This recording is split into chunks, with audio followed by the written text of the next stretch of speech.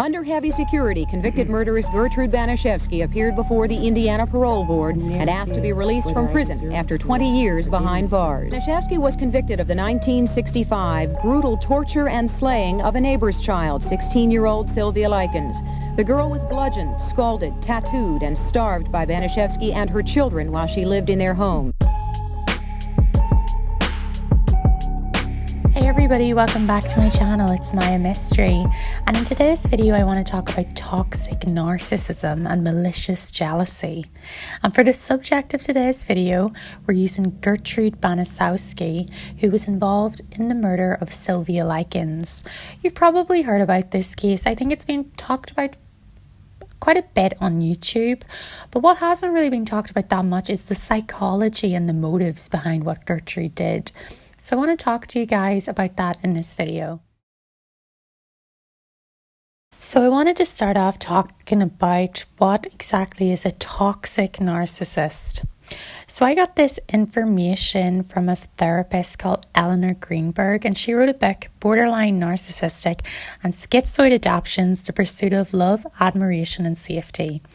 She states that a person's form of narcissism can depend on their upbringing.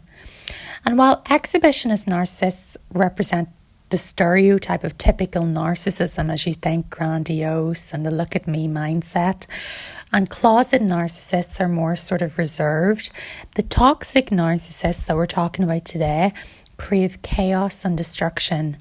So toxic narcissists can also be known as malignant narcissists, and they take it a step further than your normal narcissist. Not only do they want the attention, but they also want everyone around them to feel inferior. And they tend to be sadistic and enjoy hurting other people, thriving on their fear.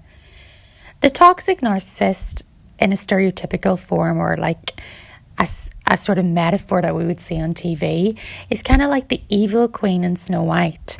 When the mirror says Snow White is prettier than her, the evil queen decides to kill Snow White and keep her heart in a box. Toxic narcissists find it entertaining to set people up and watch them fall, which is very sadistic, and it's bordering on antisocial personality disorder. These are the kind of people that are perfectly fine destroying the careers of other people, imploding people emotionally, physically and spiritually. There tends to be a lot of chaos around this type of person because they enjoy it and thrive on it, and they like the feeling that they have created havoc for someone else. Harmony is not this person's goal. They're worn out by it, and they actually gain energy through drama, which is why we see them spinning different issues and different dramas with people. And they're always, ironically, the type of person to say, I hate drama, but they're in the center of it every time. So do you guys know someone like that? I know that I've met a few people like that in my life, and it's really good to be able to know how to spot them.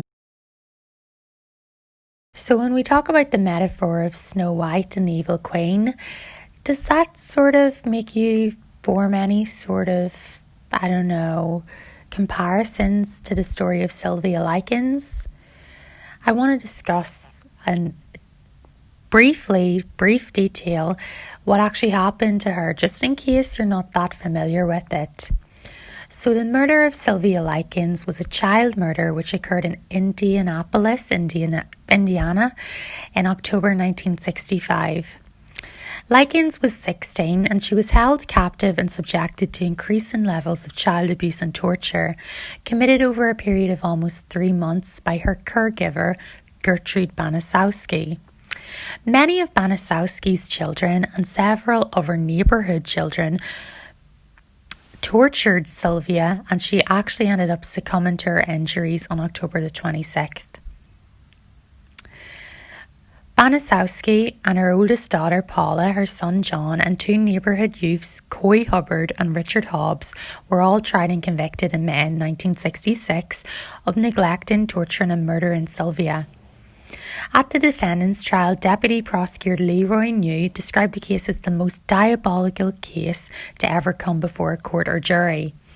And Gertrude's defence attorney, William Urbecker, described Likens as having been subjected to acts of degradation that you wouldn't commit on a dog prior to her death.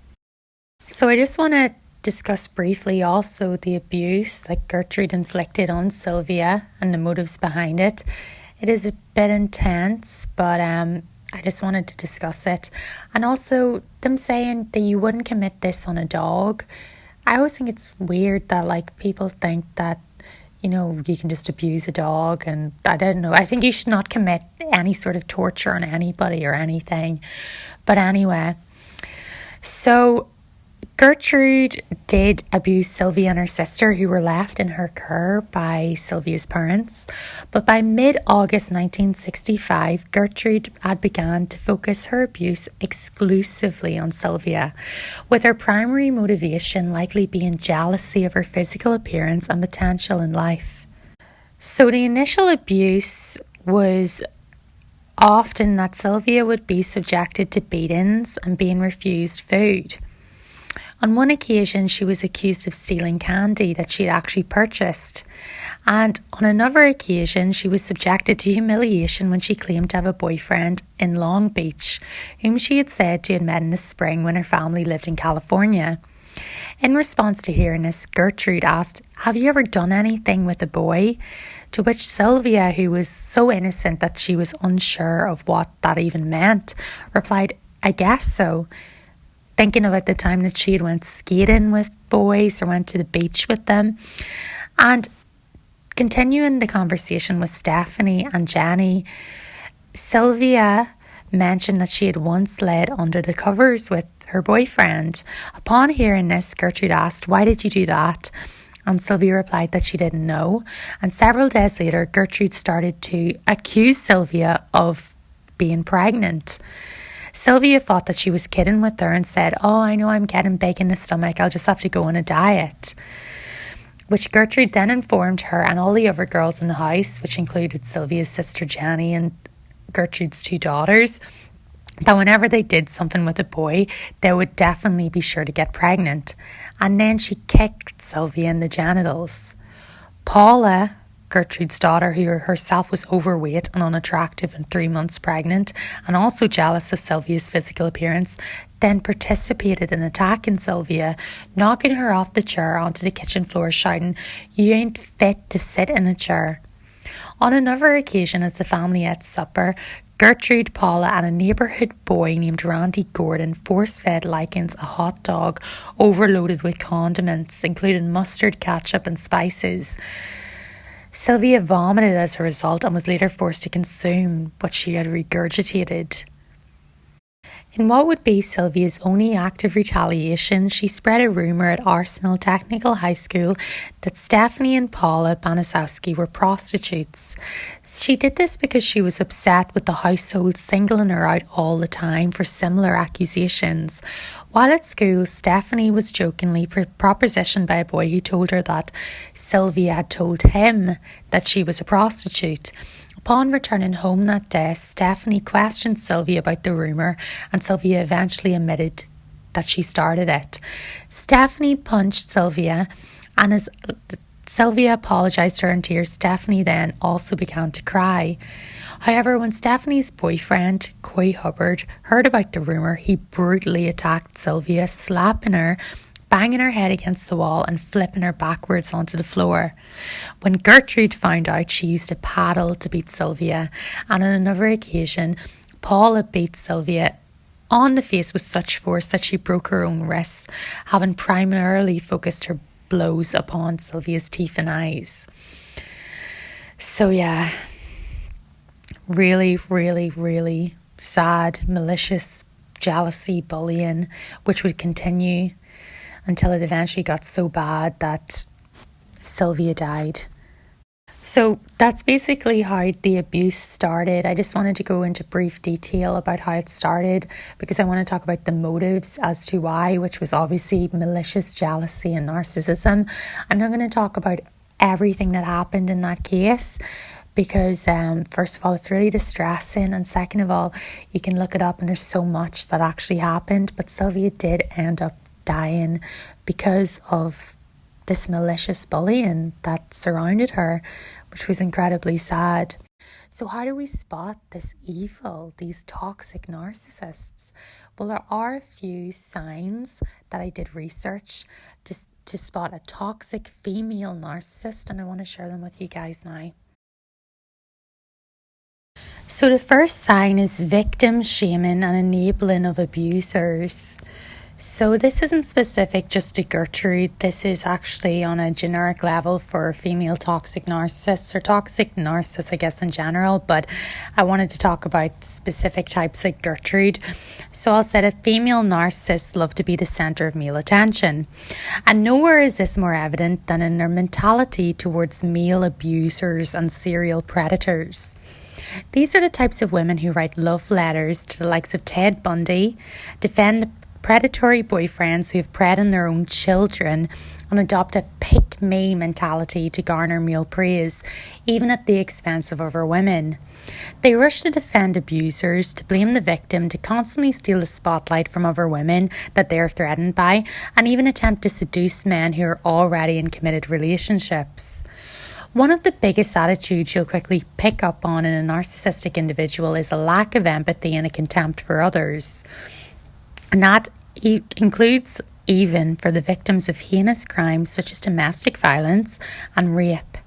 These rape-enabling attitudes are a surefire sign you're dealing with someone narcissistic.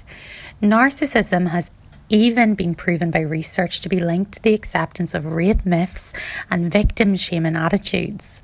And that was done, that sort of information was taken from a study in 2017 by Willis, Berthrong, King, Nelson and Gray and Latzman, Jonason, Jurgis and Millen Home. Yes, so that's a couple of names of people that believe in that view on toxic narcissistic women, that they sort of enable, abusers and get alongside them to punish the innocent. And this is kind of like Gertrude. There was no man involved in that case, but there's something that sickens me more than a woman who sticks by a man who abuses her children. That sickens me. So they do say that female narcissists have contempt for victims and would prefer to enable abusers like themselves. They have no moral qualms about who they harm in the process of creating their harem of male suitors and sustaining relationships with those who serve their ego. They are more than happy to throw any women, even empathetic women who have only supported them, under the bus to do so. The second sign is relational aggression towards other women out of pathological envy. Female narcissists and sociopaths engage in covert and underhanded bullying when it comes to other women, especially women who threaten to outshine them in any way. Hint, hint, Sylvia Likens with Gertrude, she was jealous of her.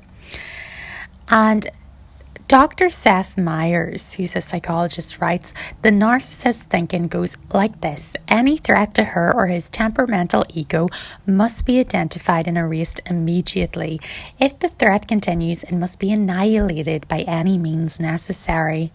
There have even been studies that have linked malevolent envy with darker personalities, such as those who embody the dark triad, which is narcissism, Machiavellianism and psychopathy. The malicious envy is associated with Machiavellian behaviours such as deception, sabotage and spreading rumours about the envied person.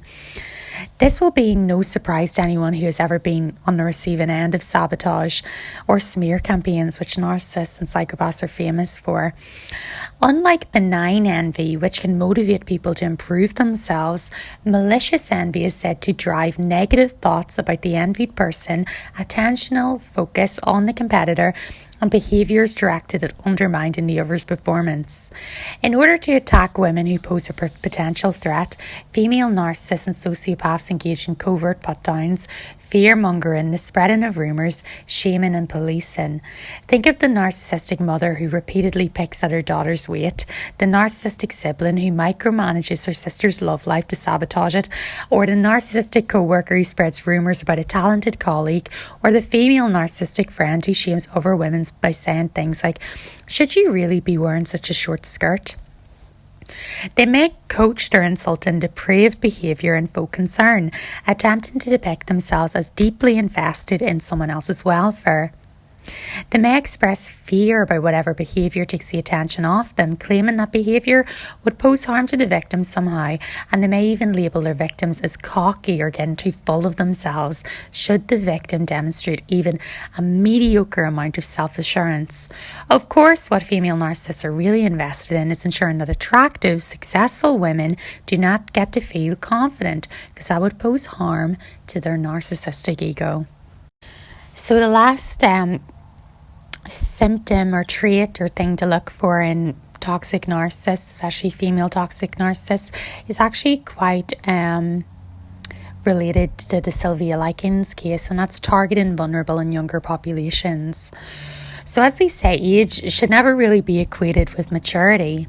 And this becomes even clearer when it comes to the female narcissist in later stages of her life, who develops even more severe insecurities about her perceived competition. Hint, hint, Gertrude. This type of bullying is especially rampant when the female narcissist targets women who are half their age and more vulnerable as they are, still progressing in their psychological development.